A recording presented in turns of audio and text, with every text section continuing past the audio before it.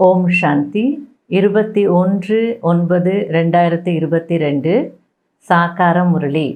இன்று சிவ பகவான் கூறுகிறார், இனிமையான குழந்தைகளே, தந்தை ஏழை பங்காளன். ஏழை குழந்தைகளாகிய நீங்கள்தான் தந்தையிடமிருந்து ஞானத்தின் ஒரு கைப்பிடியை வாங்கி கொண்டு பணக்காரர்கள் ஆகிறீர்கள். தந்தை உங்களை தனக்கு சமமாக மாற்றுகிறார். கேள்வி: அசுரர்களின் தடைகள் என்று என்ன பாடப்பட்டிருக்கிறதோ அது இந்த ருத்ர யஜ்யத்தில் எப்படி ஏற்பட்டு கொண்டிருக்கிறது? பதில்: அசுரர்கள் யாகத்தில் சாணி போன்ற குப்பைகளை போட்டார்கள் என்று மனிதர்கள் நினைக்கிறார்கள். ஆனால் அது அப்படி இல்லை. இங்கு எப்போதாவது எந்த குழந்தைக்காவது அகங்காரம் வந்துவிடுகிறது, ஏதாவது கிரகச்சாரம் பிடித்து விடுகிறது என்றால் அது குப்பைகள் பொழிவது போல் ஆகும். கோபத்தில் வந்து வாயினால் வீண் பேச்சுகளை பேசுகிறார்கள். இவ்வாறு இந்த ருத்ர யஜ்யத்தில் மிக பெரிய தடையை ஏற்படுத்துகிறார்கள். நிறைய குழந்தைகள் சகவாச தோஷத்தில் வந்து தன்னை கெடுத்து கொள்கிறார்கள். மாயை அடி கொடுத்து திவாலாக்கி விடுகிறது. இந்த முரளியில பாபா உங்கள் வாயிலிருந்து ரத்தினங்களை வெளிப்படுத்துங்க அப்படின்றார். ரூப் பசந்த் போல ரத்தினங்களை வெளிப்படுத்துங்க, குப்பைகளை எல்லாம் கேட்காதீங்க. யாராவது தேவையில்லாத விஷயங்களை பேச வந்தால் இவர் நம்முடைய எதிரின்னு நீங்கள் தெரிஞ்சுக்கணும். ஞானத்தை தவிர மற்ற விஷயங்களையெல்லாம் கேட்கறது நல்லதில்லை, அது ஈவில், கெட்டதுன்னு சொல்கிறார். நாம் சத்தியுகத்திற்கு சென்று மாளிகைகளை உருவாக்குவோம் என்ற குஷி எப்போவுமே உங்களுக்கு உள்ளுக்குள்ளேயே இருக்கணுன்றார்.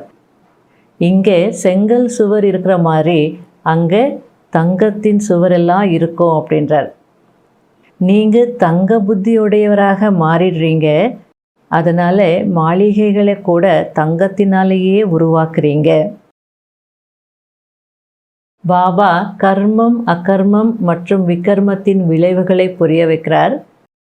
குழந்தை பருவத்தில் பெருசாக பாவ கர்மத்தினுடைய சேமிப்பெல்லாம் எதுவும் ஆகாது. பிறகு இளமை பருவத்தில் எப்போ தேகாபிமானம், ஆசைகள், விகாரங்கள் எல்லாம் வருதோ அப்போ தான் பாவ கர்மத்தினுடைய சேமிப்பும் ஆகுது அப்படின்றார். உங்களுக்கு ஆத்ம அபிமானியாக ஆகிறதுக்கு சொல்லி கொடுக்குற வேறு எந்த சத் சங்கத்திலையும் இப்படிலாம் சொல்லி கொடுக்க மாட்டாங்க. அதாவது ஆத்மாவில் அனைத்து நடிப்பையும் நடிப்பதற்கான பாகம் நிச்சயிக்கப்பட்டிருக்கு. இந்த விஷயங்களெல்லாம் எங்கேயும் சொல்லி கொடுக்க மாட்டாங்க. இங்கே நான் உங்களுக்கு செல்ஃப் ரியலைசேஷன் செய்ய வைக்கிறேன் அப்படின்றார். அதாவது சுயத்தை உணர வைக்கிறேன் அப்படின்றார். ஓம் சாந்தி. நினைவில் அமர்ந்திருக்கிறீர்கள் என்றால் யோகத்தில் அமர்ந்திருக்கிறீர்கள். நாம் தமோ பிரதானத்திலிருந்து சதோ பிரதானமாக மாற வேண்டும் என்பதை ஒவ்வொருவரும் அறிந்திருக்கிறீர்கள். இது மறைமுகமான உழைப்பாகும். இதில் தற்பெருமைக்கான விஷயம் எதுவும் இல்லை. பாபா எவ்வளவு அகங்காரமற்றவராக இருக்கிறார். யாருக்குள் பிரவேசம் ஆகிறாரோ அவரும் அகங்காரமற்றவராக இருக்கிறார். பிரஜாபிதா பிரம்மாவிற்கு எத்தனை குழந்தைகள் இருக்கிறார்கள்? எப்படி வீட்டில் பெரிய தந்தை நடந்து கொள்கிறாரோ அதுபோல் அவருடைய நடத்தை எவ்வளவு சாதாரணமாக இருக்கிறது. நிராகாரருக்கு கூட அகங்காரமற்றவர் என்று சொல்லப்படுகிறது. இவருக்கு, அதாவது இந்த பிரம்மா பாபாவிற்கு தான் வெளிப்பட வேண்டும், வெளிப்படையாக அனைவருக்கும் தெரிய வேண்டும் என்பது இல்லை. வெளிப்பகட்டினால் பெயர் புகழ் கிடைக்கும் அல்லவா? இந்த பழக்க வழக்கங்கள் அனைத்தும் கலியுகத்தின் தேக உணர்வுடையவர்களுடையது என்று பாபா கூறுகிறார். பிரம்மா பாபா எப்போதும் ஸ்டேஷனுக்கு கூட யாரும் வராதீர்கள் என்று சொல்கிறார்.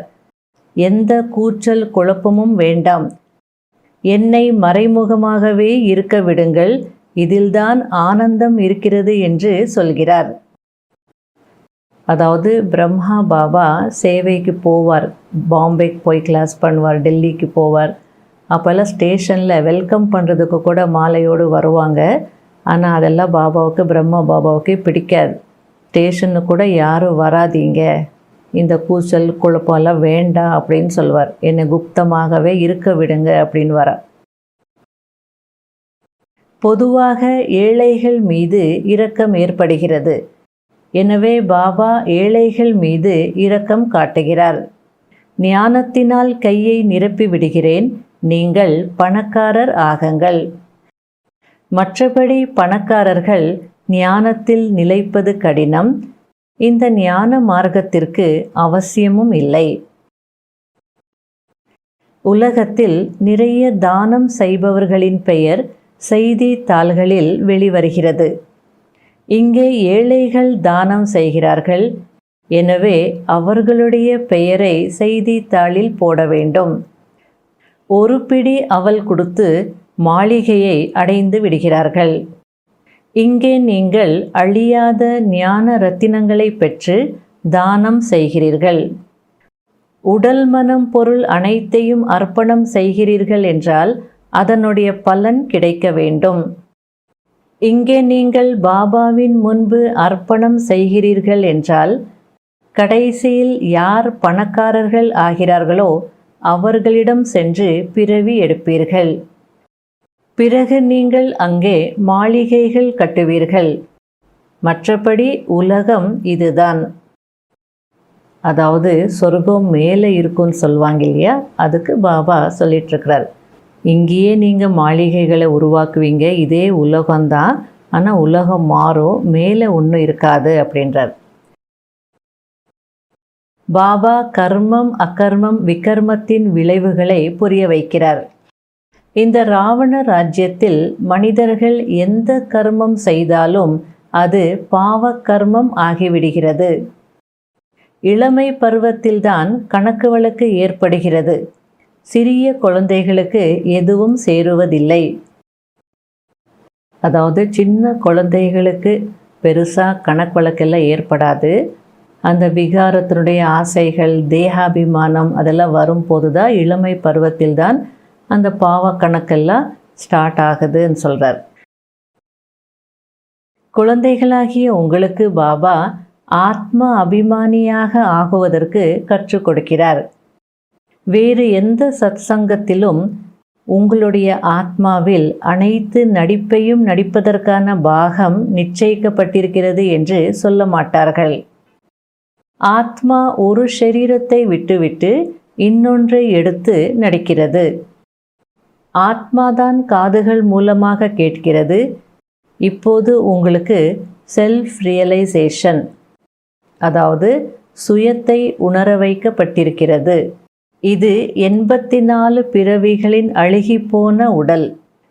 ஷரீரமும் கருப்பாகிவிட்டது, ஆத்மாவும் கருப்பாகிவிட்டது. தங்கம் 24 கேரட்டாக இருந்தால் நகைகளும் அதுபோலவே இருக்கும். நாம் சென்று தங்க மாளிகைகளை உருவாக்குவோம் என்ற மறைமுகமான குஷி உங்களுடைய மனதில் இருக்கிறது. இங்கே செங்கல் சுவர் இருப்பது போல அங்கே தங்கத்தின் சுவர் இருக்கும். நாம் தங்க புத்தி உடையவராக மாறுகிறோம் என்றால் மாளிகைகளை கூட தங்கத்தினால் உருவாக்குவோம். போக போக யாருக்காவது கிரகச்சாரம் பிடித்து விடுகிறது என்றால் கெட்டு போகிறார்கள். மாயா அடி கொடுத்து ஒரேயடியாக திவாலாக்கி விடுகிறது. வியாபாரத்தில் கிரகச்சாரம் பிடிக்கிறதல்லவா? அதனால்தான் ஆச்சரியப்படும் வகையில் கேட்டார்கள். சங்க தோஷத்தில் வந்து தன்னை அழித்து கொண்டார்கள் என்று சொல்கிறார்கள். மிகவும் எச்சரிக்கையோடு இருக்க வேண்டும் என்று பாபா கூறுகிறார். நல்ல சங்கம் உயர்த்தும், கெட்ட சங்கம் மூழ்கடித்து விடும். எனவே பாபா முற்றிலும் தடுக்கிறார். அதாவது கெட்ட சங்கத்தில் சேரக்கூடாது அப்படின்னு பாபா தடுக்கிறார். இந்த ஞான யஜ்யத்தில் அசுரர்களின் தடை நிறைய ஏற்படும் என்று பாபா கூறுகிறார். ஆரம்பத்தில் இருந்தே தடைகள் வந்து கொண்டிருக்கிறது. முக்கியமானது தூய்மையின் விஷயமாகும். சிவசக்தி என்ற மகிமை உங்களுடையதுதான். இப்போது மாயாவை வெற்றி அடைகிறீர்கள். மேலும் மற்றவர்களையும் மாயாவை வென்றவர்களாக ஆக்குகிறீர்கள் என்பதை நீங்கள் புரிந்திருக்கிறீர்கள். எல்லையற்ற தந்தை அழுக்கான உலகத்தில் அழுக்கான உடலில் வந்து குழந்தைகளுக்காக எவ்வளவு உழைக்கிறார். எனவே நிச்சயமாக குழந்தைகள் அர்ப்பணமாக வேண்டும். இந்த சிவ்பாபாவோ நிராகாரராக இருக்கிறார், வள்ளல் அல்லவா? சிவ்பாபா, நாங்கள் உங்களுக்கு கட்டிடம் கட்டுவதற்காக பணம் அனுப்புகிறோம் என்று சொல்கிறார்கள்.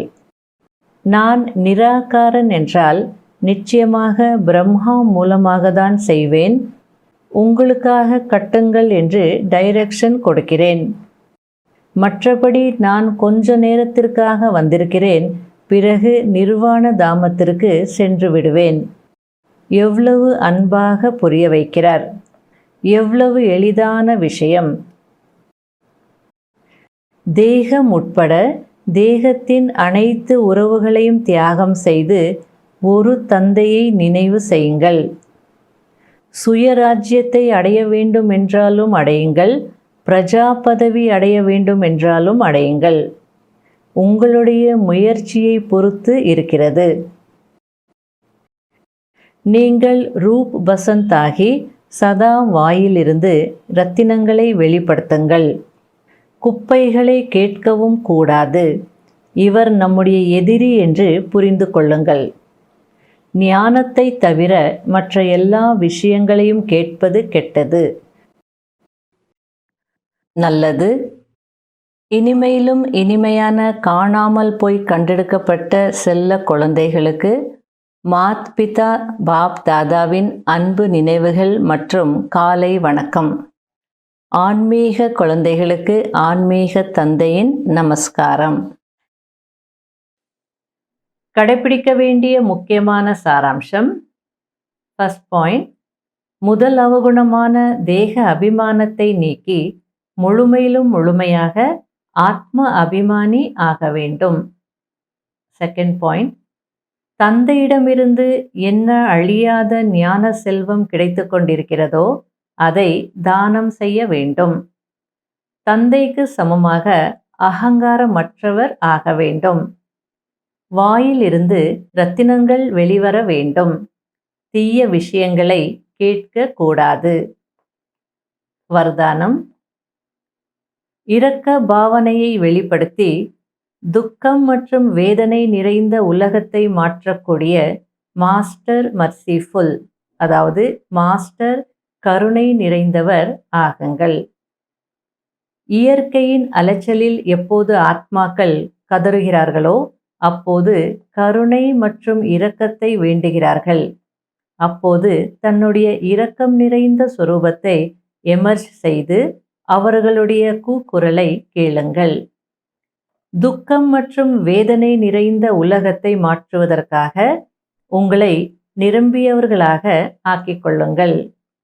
மாற்றத்திற்கான சுப பாவனையை தீவிரப்படுத்துங்கள். நீங்கள் நிரம்பியவர்களாக ஆகுவதினால் இந்த துக்கத்தின் உலகம் முடிந்து போய்விடும். ஆகையால் தனக்காகவும் அனைத்து ஆத்மாக்களுக்காகவும் இரக்க பாவனையை வெளிப்படுத்துங்கள். எங்கே இரக்கம் இருக்கிறதோ அங்கே என்னுடையது உன்னுடையது என்ற குழப்பம் இருக்காது. ஸ்லோகன். ஞானம் மற்றும் யோகத்தின் 2 சிறகுகளும் வலிமையாக இருந்தால் பறக்கும் கலையின் அனுபவம் செய்ய முடியும். ஓம் சாந்தி.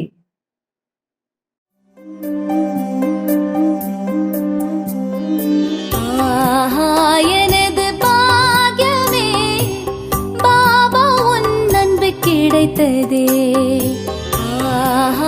எனது பாக்யமே பாபா உன் அன்பு கிடைத்ததே.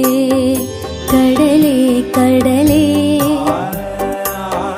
உன்னிடம் உன்னிடம் கடலே கடலே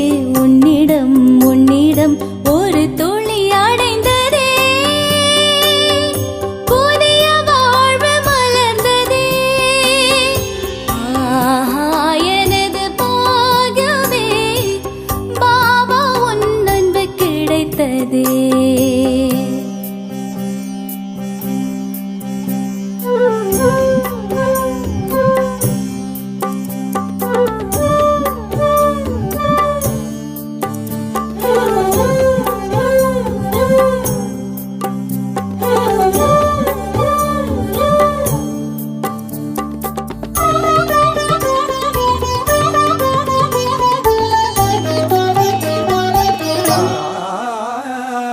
உன்னை சந்தித்ததால் வாழ்க்கையில் பரமானந்தம் அடைந்தேனே.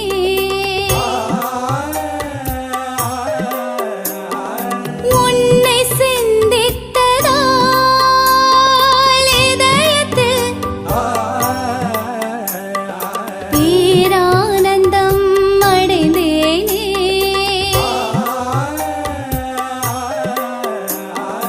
அன்பின் தீபம் நீ ஏற்றினாய், ஒளியானதே என் வாழ்க்கையே. கடலே கடலே உன்னிடம் உன்னிடம், கடலே கடலே உன்னிடம் உன்னிடம் ஒரு துளி அடைந்ததே. புதிய வாழ்வு மலர்ந்ததே. ஆஹா எனது பாகியமே, பாபா உன் அன்பு கிடைத்ததே.